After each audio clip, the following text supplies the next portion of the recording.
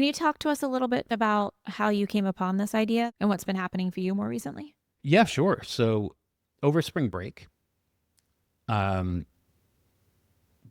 we had a great time. I'm not going to say like it was the best spring break ever. But it was solid. Mm-hmm. We went to Sedona and Flagstaff. The kids just love being somewhere different. They Mm-hmm. love being in a different house. They love being in a different car. They love being in a different state. So do I. Same, right? It's very bonding to spend time together, being together, and also being alone together, right? Yeah. Like 2 hours in the car, a lot of like being alone together, Yes. right? Without our typical work, obviously, but also just house chores. Yes, exactly. And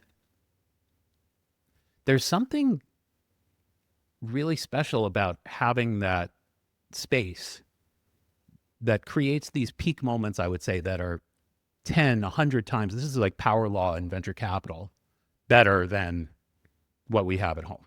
Like, Mm-hmm.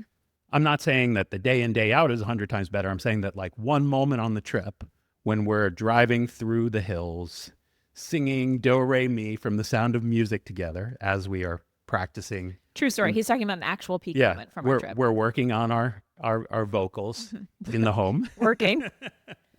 And there was just something so connecting about being on the same wavelength, in a different place, in a beautiful environment, just like looking out over the hills in a situation that was a little bit risky, like not really, but just like driving the switchbacks Yeah. on a big little mountain, treacherous, yeah. a little treacherous, like just so special. And I think at least for me and you, and I think for the kids too, like that was a peak, and that peak stayed with me through the plane ride home. I'm like reflecting on the trip, and I'm sitting on the plane. Can I just say, circling back to our family adventures episode, the peak end rule, Danny Yeah. Kahneman's peak end rule, that's what you're experiencing. For sure. But my reflection was that you can't manufacture things like that. You No. have to have days of connectedness in order to get to that peak. It doesn't just come about because we all drop things and say, hey, let's skip school today and let's go on, like, let's get in the car and go somewhere. Like that could lead to some fun stuff, but spring break, 9 days together, no work, just family. That's what I'm talking about. And so I'm on the plane home and I'm thinking to myself, like, what are some of the things that I can do, not to shift 180, but just to calibrate a couple of degrees so that I have more time enjoying family time. Like there's a little bit more ambition in me to channel that into family life and to show up a little bit more versus just bringing what I have left over at the end of the day from work home. Right. And I wrote down a couple of things, and like I've just started to implement little things, like checking my email twice a day instead of like on my phone every time I pick up my phone, hitting, That's a good one. Yeah. where I've been amazed with the results, not just from the presence that I have with the kids, but for how much they engage with me. And I'm noticing this and I'm like, wow, a little goes such a long way. And it really helped that it was after spring break, that we were kind of like, it was a good way to buffer the dopamine to like still connect with family and not just like go back to our normal routines. And so I found that what I was really journaling about on a plane was like how to avoid having this midlife crisis, this moment of what's it all for?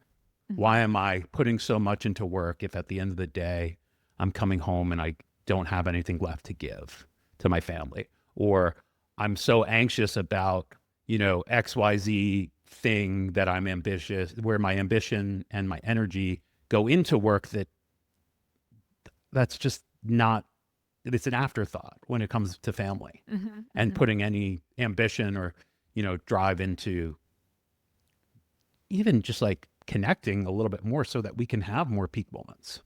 And yeah, that's where I came to you and I said, I think there's an episode here. I think there's a conversation to be had. And I think that a lot of people that are type A and highly ambitious, a good analogy that I heard is get to the end of like 100-hour video game in like a role playing game where you've collected all the armor, you've beaten all the levels, you have nothing left to do. You can wander around the land, but it's like, now what? Right. Right. And so, if I can, what I think you're saying, and certainly this is what I'm feeling, is that we see the midlife crisis kind of looming in the currently distant future, but things are starting to shift Yeah. for us a bit. And that it seemed like, I'm noticing a lack of that next mountaintop and like things to pursue. And you're noticing your energy shift from, or at least an opportunity for your energy to shift from achieving and orienting yourself towards work and your career to actually perhaps setting goals or intentions within the family.